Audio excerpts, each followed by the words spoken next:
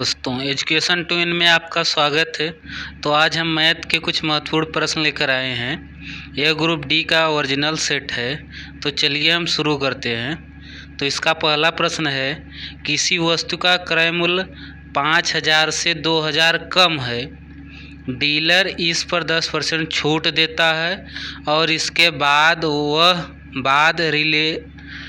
Retailer अपने क्रय मूल्य पर 5% की छूट देता है।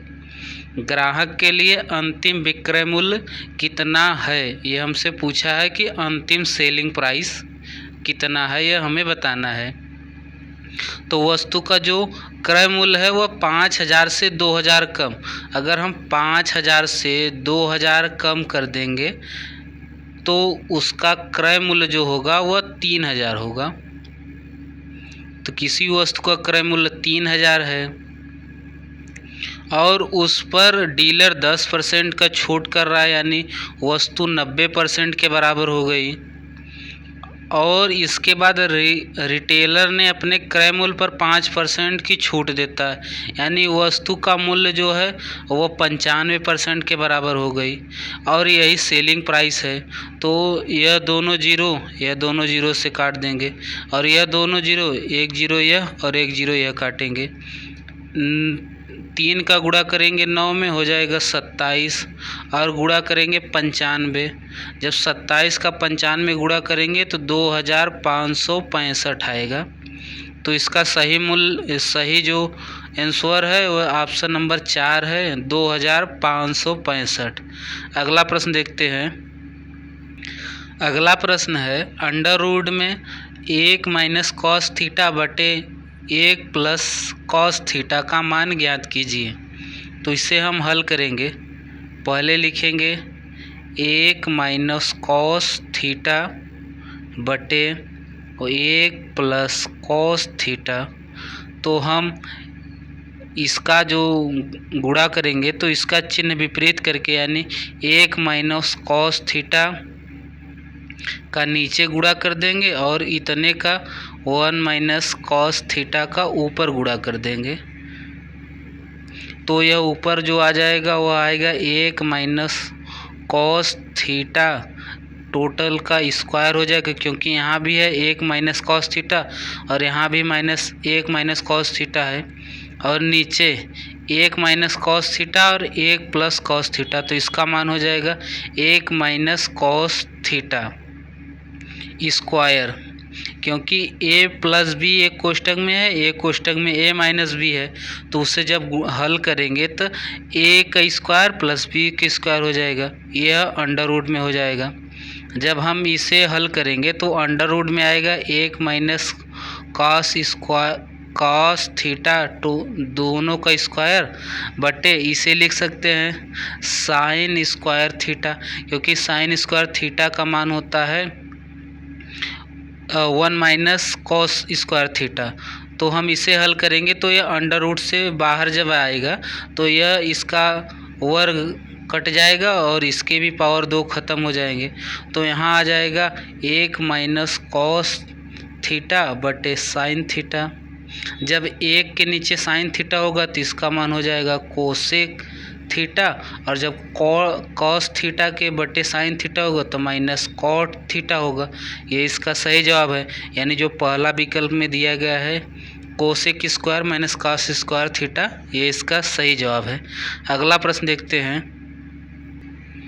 अगला प्रश्न है, यदि 9 संबंधे 12 समानुपात 12 संबंधे x और 28 अनुपात 42 समानुपात 42 संबंधे y है तो 2x प्लस y का मान ज्ञात कीजिए। तो हम इसे हल करेंगे अनुपात और समानुपात का नियम लगाकर। तो 9 अनुपात 12 समानुपात 12 अनुपात x, इसको हल करेंगे तो अंदर अंदर का गुणा होता है, बाहर बाहर का गुणा होता है। तो बाहर गुणा करेंगे 9x और अंदर 12 में 12 गुणा करेंगे 144 होगा। तो x का मान निकालेंगे तो 9 से इसमें भाग दे देंगे तो 16 बार जाएगा, 16 9 144 होता है। और ठीक इसे भी हल करेंगे। 28 समानुपात 42 संबंधे y। तो बाहर बाहर का गुणा होगा, अंदर अंदर का गुणा होगा। तो यहाँ हो जाएगा 28y बराबर 42 गुणे 42 करेंगे। 28 को इधर से हटाकर इधर लिखेंगे 28। 7 से काटेंगे 4 बार, 7 से काटेंगे 6 बार, 2 से इसे काटेंगे 3 बार, 2 से इसे काटेंगे 2 बार, 2 से इसे काटेंगे 21 बार। 42 को 2 से काटेंगे 21 बार, तो 3 में 21 का गुणा करेंगे तो y का मान आ जाएगा 63। 21 तियाँ 63। तो हमें 2x यानी 2x प्लस y का मान ज्ञात करना है। तो 2 और x का मान 16 है, तो 2 में 16 का गुणा करेंगे आएगा 32 और प्लस y का मान है 63। 32 और 63 जोड़ेंगे तो आ जाएगा 95 और यही इसका सही जवाब है। यानी जो तीसरा विकल्प दिया गया है इसका सही जवाब है। अगला प्रश्न देखते हैं। अगला प्रश्न है, यदि दो संख्याओं के बीच का अंतर 52 है और वे संख्याएं 7:3 के अनुपात में हैं, तो दोनों संख्याओं में बड़ी संख्या ज्ञात कीजिए। तो दो संख्याएं हैं 7:3 के और इसका जो अंतर है वह 4 है, लेकिन यहाँ दिया गया है उनके बीच का अंतर 52। तो एक रेशियो का मान आ जाएगा 4 से इसे काट देंगे तो आ जाएगा एक रेशियो का मान 13, क्योंकि 4 से 52 को काटेंगे आएगा 13। एक रेशियो का मान 13 है। हमसे बड़ी संख्या पूछा है, बड़ी संख्या है 7, तो 13 में 7 का गुणा करेंगे आ जाएगा 91। यही बड़ी संख्या है जो कि चौथे विकल्प में दिया गया है, इसका सही जवाब। अगला प्रश्न देखते हैं। अगला प्रश्न है, उस त्रिभुज का क्षेत्रफल ज्ञात कीजिए जिसकी भुजा 12 मीटर, 14 मीटर और 16 मीटर है। तो हमें त्रिभुज का क्षेत्रफल ज्ञात करना है। तो एक फार्मूला होता है त्रिभुज का क्षेत्रफल बराबर अंडर रूट में यस माइनस ए और यस माइनस बी और होता है यस माइनस सी। जो ए बी सी है यह तीनों भुजाएं हैं। पहली भुजा ए है, दूसरी भुजा बी है, तीसरी भुजा सी है। यह त्रिभुज का क्षेत्रफल ज्ञात करने के लिए होता है। तो यस का मान ज्ञात करने के लिए जितनी भुजा होते यानी ए बी और सी बटे 2, यह यस ज्ञात करने के लिए होता है। तो पहले हम यस ज्ञात करेंगे तो लिखेंगे 12 प्लस 14 प्लस 16 बटे 2, इसे जोड़ेंगे तो हो जाएगा 32, 12 14 30 हो जाएगा, 30 10 40 42 हो जाएगा। 42 बटे 2 करेंगे, इसे काटेंगे यानी यस का मान जो होगा वह 21 हो जाएगा। यस का मान 21 है। उसके बाद हम हल करते हैं भी।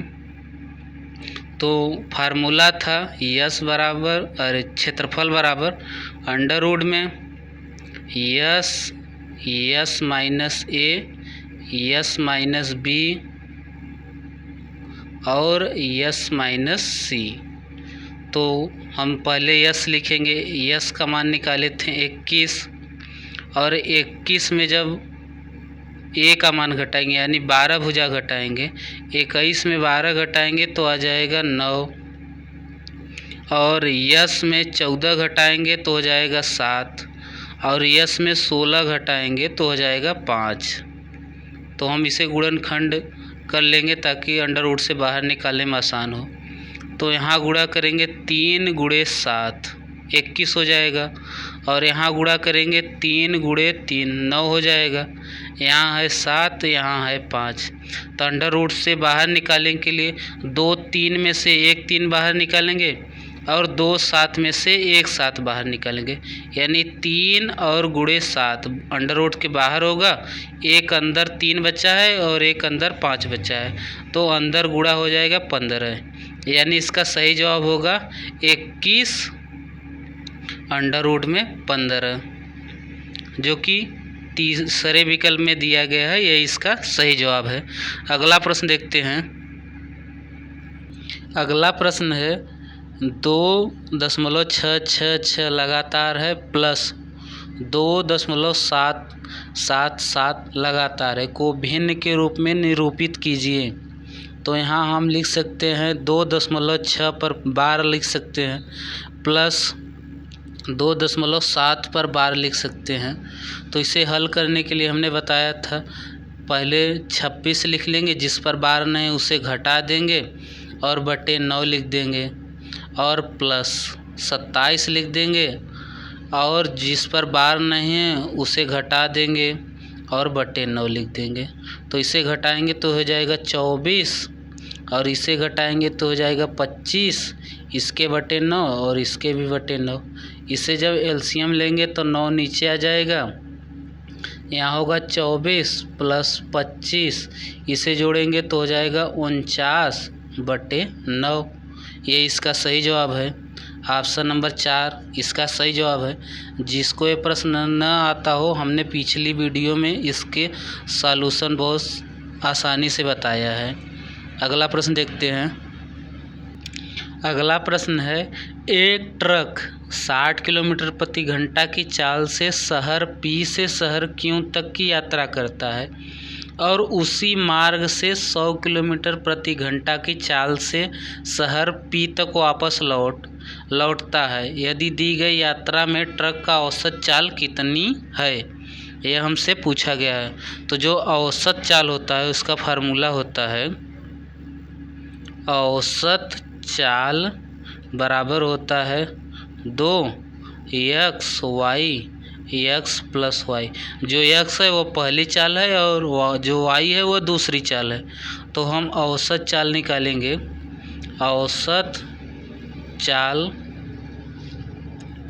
औसत चाल बराबर लिखेंगे 2, पहली चाल है 60 किलोमीटर प्रति घंटा और दूसरी चाल है 100 किलोमीटर प्रति घंटा।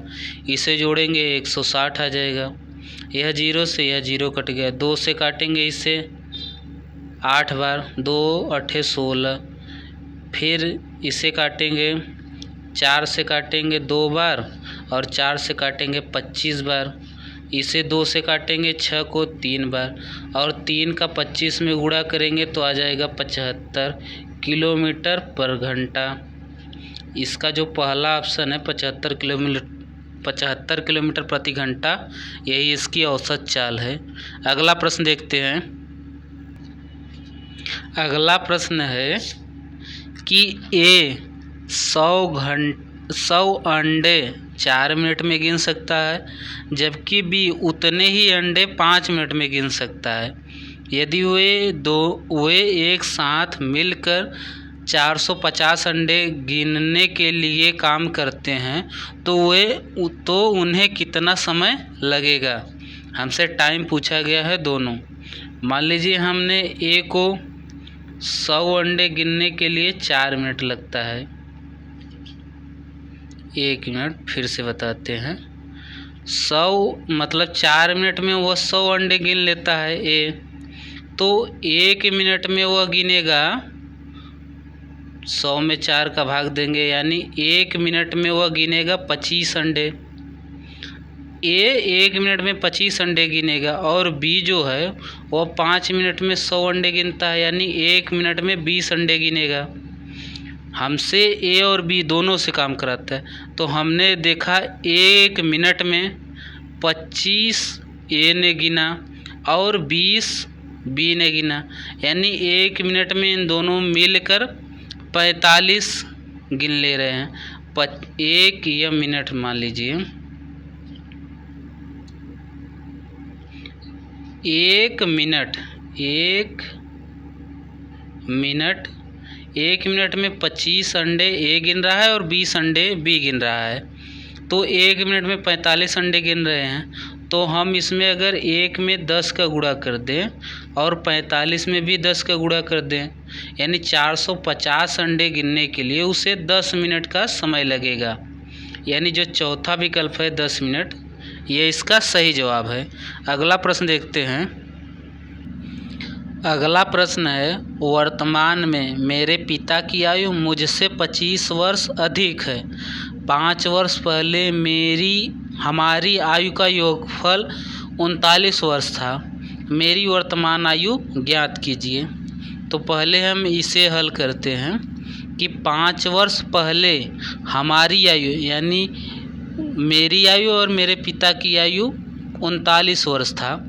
तो 5 वर्ष पहले था, तो अब जो होगा यानी वर्तमान में जो इनकी आयु होगी, 5 वर्ष मेरी भी आयु बड़ी होगी और 5 वर्ष मेरे पिता की भी आयु बड़ी होगी। यानी दोनों की आयु मिला दे तो 10 वर्ष आयु का योगफल में वृद्धि होगी। यानी जो अब हमारी और हमारे पिता की आयु का योगफल है वह 39 में 10 जोड़ेंगे यानी 49 हो जाएगा वर्तमान में। अब यहाँ से हल करते हैं। मान लीजिए मेरी आयु x वर्ष है और मेरे पिता की आयु होगी x + 25, क्योंकि वह मुझसे 25 वर्ष बड़े हैं। और मेरी आयु और मेरे पिता की आयु का योग जो है वो 49 है, जो अभी हमने निकाला। तो यहाँ लिखेंगे 2x, x में x जोड़ेंगे और 25 इस पार आ जाएगा, घटा देंगे तो 49 में से 25 घटाएंगे तो आ जाएगा 24। तो 2 से काटेंगे 24 को तो x बराबर हो जाएगा 12 और x मैंने अपनी आयु मानी थी, तो मेरी आयु जो है वह 12 वर्ष है, जो कि दूसरे विकल्प में दिया गया है। अगला प्रश्न देखते हैं।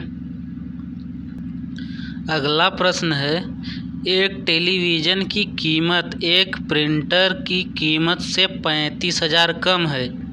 यदि प्रिंटर की कीमत टेलीविज़न की कीमत की दोगुनी है तो टेलीविज़न की कीमत ज्ञात कीजिए। यह हमसे पूछा गया है, यानी टेलीविज़न की कीमत हमसे पूछ रहा है।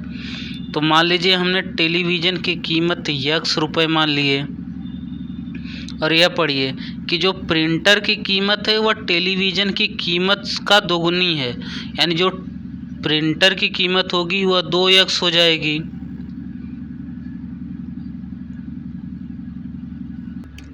यानी जो प्रिंटर की कीमत वो 2x हो जाएगी। अब यहाँ पहला लाइन पढ़िए, कह रहा है टेलीविज़न की कीमत प्रिंटर की कीमत से 35,000 कम है।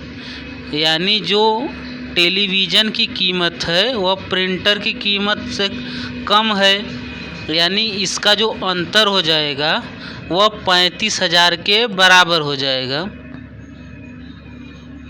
यह टेलीविज़न की कीमत, यह प्रिंटर की कीमत है या टेलीविज़न की कीमत है, और कह रहा है टेलीविज़न की कीमत प्रिंटर की कीमत से 35,000 कम है। यानी अगर हम प्रिंटर की कीमत में टेलीविज़न की कीमत घटा दें तब हमें 35,000 प्राप्त होगा। तो हमें टेलीविज़न की कीमत ज्ञात करना है, यानी 2x में से 1x घटाएंगे तो यहाँ आ जाएगा x जो होगा वह 35,000 होगा। और हमने x को टेलीविज़न की कीमत माना था और हमसे टेलीविज़न की कीमत ही पूछ रहा है, यानी 35,000 इसका सही जवाब होगा। अगला प्रश्न देखते हैं। अगला प्रश्न है, 10 सहअभाज्य संख्याओं के किसी भी समुच्चय का महत्तम समापवर्तक हमेशा खाली जगह दिया है होता है। तो जब सहअभाज्य हो, सहअभाज्य, जहाँ सहअभाज्य हो यानी को प्राइम नंबर, वहाँ जो HCF होता है वह सदैव 1 होता है। जैसे 3 और 5, माने हम 2 सहअभाज्य ले लिए तो इसका जो HCF होगा वह 1 होगा। यानी इस प्रश्न का सही जवाब है वह ऑप्शन नंबर 1, यानी 1 इसका सही जवाब है।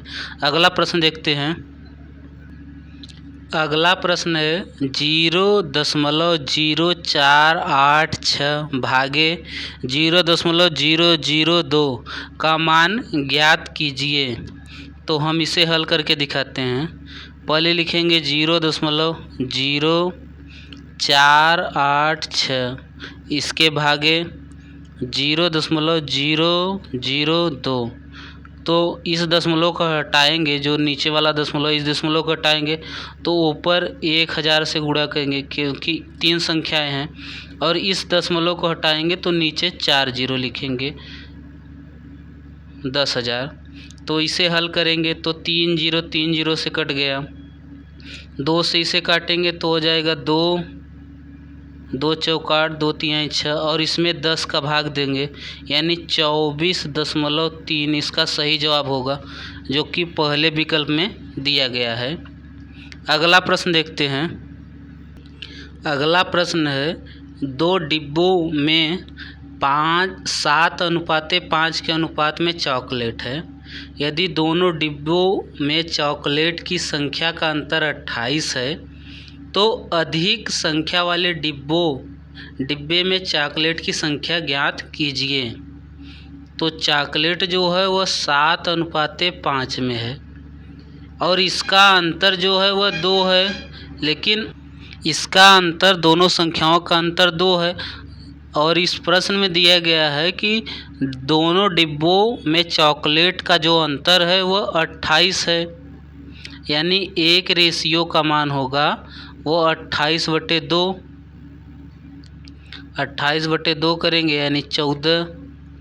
1 रेशियो का मान 14 है और हमसे पूछा है कि अधिक संख्या वाले डिब्बों में चॉकलेट की संख्या कितनी है। तो जो अधिक है वो 7 है और 1 रेशियो का मान 14 है, तो 7 में 14 का गुणा करेंगे तो आ जाएगा 98 और 98 इसका सही जवाब है, यानी जो दूसरा विकल्प है वह इसका सही जवाब है। अगला प्रश्न देखते हैं। अगला प्रश्न है निम्नलिखित का मान ज्ञात कीजिए। तो यहाँ दिया गया है 5 के पावर 3 गुणे 5 के पावर 4 गुणे 5 के पावर 2। जब यह सभी संख्याएं गुणे में होते हैं तो इनका जो घात है वह जुड़ जाता है, यानी 5 के पावर होगा 3 + 4 + 2 यानी 5 के पावर 9, यानी पहला विकल्प जो है इसका सही जवाब है। अगला प्रश्न देखते हैं। अगला प्रश्न है एक मोटर कार 60 किलोमीटर प्रति घंटा की चाल से चलना शुरू करती है। यदि वह प्रत्येक 2 घंटे बाद इसकी चाल में 15 किलोमीटर प्रति घंटा की वृद्धि होती है तो इसे 360 किलोमीटर की दूरी तय करने में कितना समय लगेगा। मान लीजिए पहली जो वह चाल चल रहा है वह 60 किलोमीटर प्रति घंटा चल रहा है, तो 2 घंटे में चलेगा 120 किलोमीटर, क्योंकि 1 घंटे में 60 चलेगा, फिर दूसरी घंटे में भी 60 किलोमीटर चलेगा, यानी 2 घंटे लग गए 120 किलोमीटर चलने में। अब यह चाल बढ़ा लिया 15 किलोमीटर अधिक बढ़ा लिया, यानी 75 हो गया। फिर यह 2 घंटे चलेगा तो 150, 2 घंटे चल लिया। अब यह जो टोटल हो गए, अब जब इसकी चाल होगी वह बढ़कर 90 हो जाएगी। इसमें यह केवल 90 यानी 1 घंटे ही चलेगा, क्योंकि इनका योग करने पर हमें 0 5 2 7 7 में 9 जोड़ेंगे 16 आ जाएगा, 1 1 2 और 1 3, 360 किलोमीटर हमने चला लिया। पहले 2 घंटा चला, फिर 2 घंटा चला 75 किलोमीटर प्रति घंटा की चाल से, उसके बाद आखिरी में 90 किलोमीटर प्रति घंटा की चाल से 1 घंटा चला। तो 2 और 1 यानी टोटल जो है 5 घंटा उसे लगा, यानी जो दूसरा विकल्प है यह इसका सही जवाब है। अगला प्रश्न देखते हैं।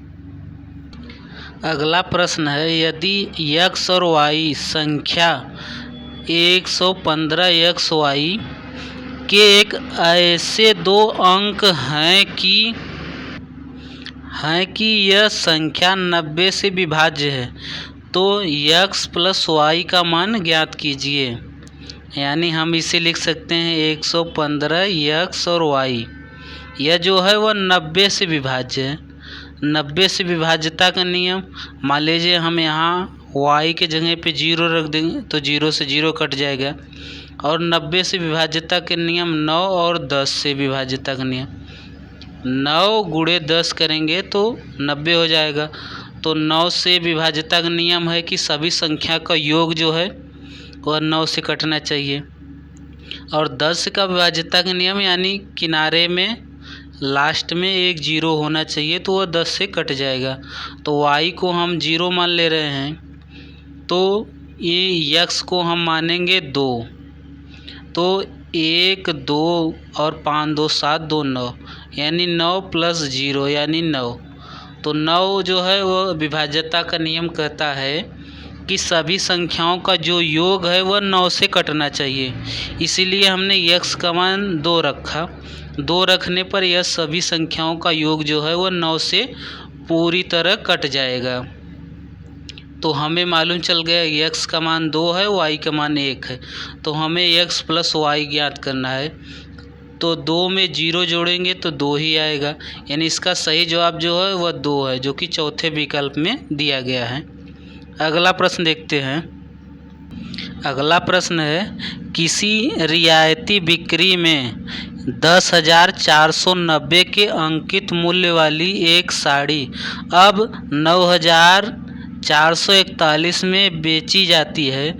साड़ी पर कितने प्रतिशत की छूट दी गई, ये हमसे पूछा गया है। तो हम निकालेंगे इसे हल करके। तो 10,490 में अगर हम घटाएंगे 9,441 तो हमें मिलेगा 1,049। यह हमें छूट मिला, हमें छूट इतने का मिला। तो हम परसेंटेज में इसे हल करेंगे तो लिखेंगे 1,049। छूट किस पर मिला, हमेशा क्रय मूल्य नीचे लिखते हैं, यानी 10,490 और परसेंटेज के लिए 100। यह जीरो से कट गया, इससे एक बार में काटेंगे, यानी यहाँ एक जीरो बचा था वह 10 हो जाएगा, यानी 10% की छूट इन्होंने दी है। यानी जो दूसरा विकल्प है 10% इसका सही जवाब है।